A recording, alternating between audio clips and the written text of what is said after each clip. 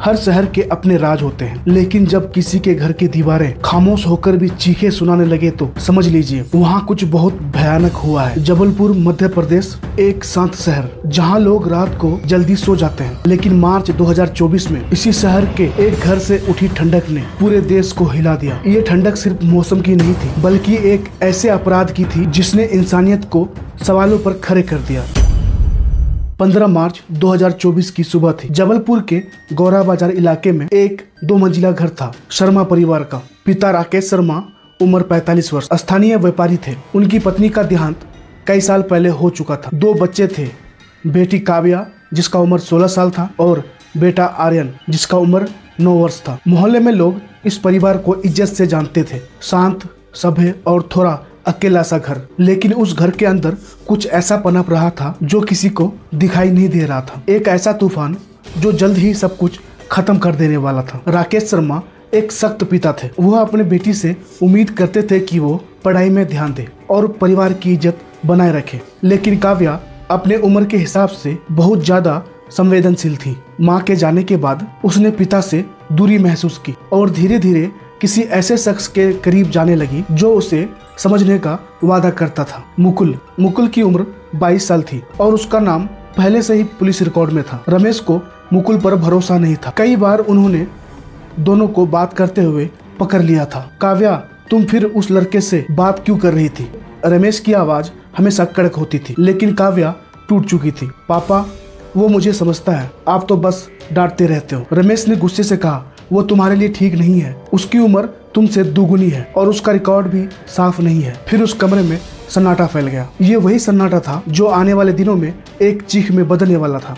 काव्या अब घर से ज्यादा वक्त बाहर बिताने लगी। फोन पर घंटों मुकुल से बात करती। रमेश के लिए ये सब असहनीय था। उन्होंने कई बार बेटी को समझाया, मगर हर बार बात झगड़े पे खत्म होती। धीरे धीरे घर का माहौल इतना भारी हो गया कि पड़ोसी भी कहने लगे अब उस घर से अक्सर चीखने चिल्लाने की आवाजें आने लगी है। फिर आती है 14 मार्च 2024 की रात। उस रात जबलपुर में हल्की बारिश हो रही थी। रात करीब 11 बजे पड़ोसी ने सुना कि शर्मा के घर में कुछ बहस हो रहा है। एक मर्द की ऊंची आवाज और फिर एक लड़की की रोने की। फिर सब शांत, इतना शांत कि जैसे कुछ हुआ ही नहीं। अगले दिन सुबह दूध वाला दरवाजा खटखटाता रहा, कोई जवाब नहीं मिला। 2 दिन बीत गए, घर बंद रहा। तीसरे दिन मोहल्ले में अजीब बदबू फैलने लगी। पुलिस को खबर दी गई। जब पुलिस पहुंची तो घर का दरवाजा अंदर से बंद था। मजबूरन ताला तोड़कर अंदर घुसे। अंदर हर चीज व्यवस्थित थी, जैसे किसी ने जानबूझकर सफाई की हो। लेकिन किचन के पास एक पुराना फ्रिज पड़ा था, चल रहा था, आवाज भी दे रहा था। और जब उसे खोला गया तो जो मिला उसने हर किसी का खून जमा दिया। अंदर 2 लाशों के हिस्से थे, एक बड़े और एक छोटे। डीएनए टेस्ट से पुष्टि हुई वो रमेश शर्मा और उसका बेटा आर्यन थे। पुलिस के लिए ये सब अब किसी सीरियल किलर केस जैसा नहीं, बल्कि परिवार के अंदर से हुआ अपराध लग रहा था। सवाल उठे, काव्या और मुकुल कहाँ है? सीसीटीवी फुटेज निकाला गया। रात के करीब 10:47 पर एक बाइक घर के पास रुकती दिखाई दी। नंबर था मुकुल की बाइक का। कॉल डिटेल्स खंगाले गए। 14 मार्च की रात काव्या और मुकुल के बीच घंटों लंबी बात हुई थी। पुलिस को अब यकीन हो गया था, ये बाहरी हत्या नहीं बल्कि एक प्लान किया गया अंदरूनी अपराध था। तलाशी शुरू हुई। 21 मार्च को हरिद्वार से दोनों को पकड़ा गया।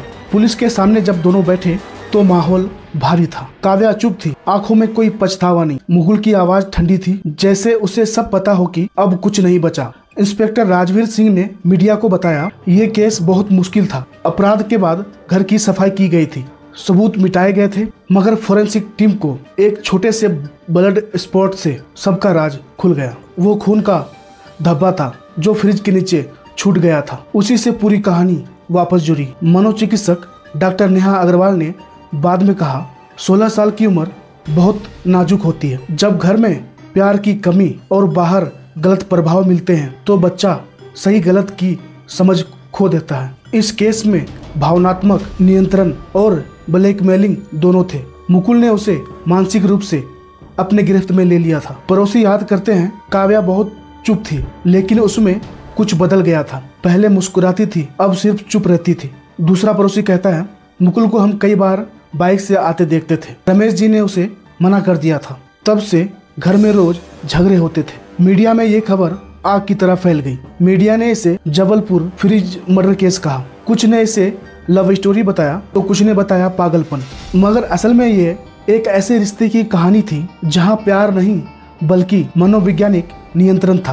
पुलिस चार्जशीट में धारा 302, 201 और पॉक्सो एक्ट लगाया गया। काव्या को सुधार गृह भेजा गया क्योंकि वो नाबालिग थी। मुकुल जेल में गया, लेकिन केस आज भी लंबित है। ये कहानी यहाँ खत्म नहीं होती। उस घर की दीवारें आज भी खामोश है। लोग कहते हैं रात के वक्त जब उस रास्ते से गुजरते हैं तो फ्रिज की धीमी आवाज सुनाई देती है। शायद वो बस हवा है या किसी अधूरी रिश्ते की ठंडी सांसें। कुछ साल बाद एक रिपोर्टर वहाँ पहुंची। घर बंद था, दरवाजे पर ताला। उसने धीरे से कहा, ये वही घर है जहाँ प्यार, डर और अपराध एक साथ पिघले थे। उसके पीछे खड़े एक बुजुर्ग बोले, बिटिया कुछ ठंडकें ऐसी होती है जो कभी नहीं जाती। काव्या अब सुधार गृह में है। मनोवैज्ञानिक बताते हैं कि वह अब भी मुकुल के बारे में बात नहीं करती, बस एक ही बात दोहराती है, अब कोई हमें अलग नहीं कर पाएगा। और शायद यही वो वक्त था जिसने सब खत्म कर दिया। कभी कभी अपराध हथियार से नहीं, रिश्तों से शुरू होती है। जहाँ संवाद खत्म होता है वहीं से मन में अंधेरा जन्म ले लेता है। जबलपुर का ये केस सिर्फ दो हत्याओं की कहानी नहीं है, यह एक चेतावनी है कि प्यार जब अंधा हो जाता है तो इंसान इंसान नहीं रहता।